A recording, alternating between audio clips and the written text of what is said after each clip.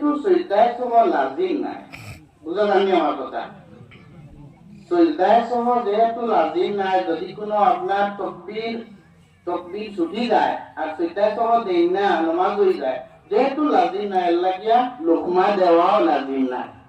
কিছু বাইয়াইতে কইতরা যে করে আলিম হল যে তাই আপনার লোকমা তো দিতে আসলো, লোকমা দেওয়া লাজিম নাই, বুঝা গেছে।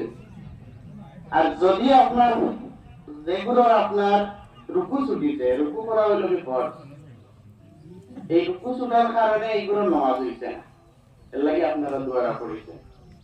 আর ভবিষ্যতে যদি এরকম রুকু ছুটে তাহলে বদলাইয়া ইমামতি পড়ালে আমরা চেষ্টা করবো ইনশাআল্লাহ। কিতার লাগিয়া আগর ইমাম সাহেব তান তো নামাজ ওয়াজিব আদায় হয়ে গেছে, এর লাগিয়া ভবিষ্যতে যদি আপনার এইরকম রুকু আমরা ছুটে তাহলে আমরা থেকে একজনে নামাজ পড়াই দেন। ওয়াকিল আলহামদুলিল্লাহ।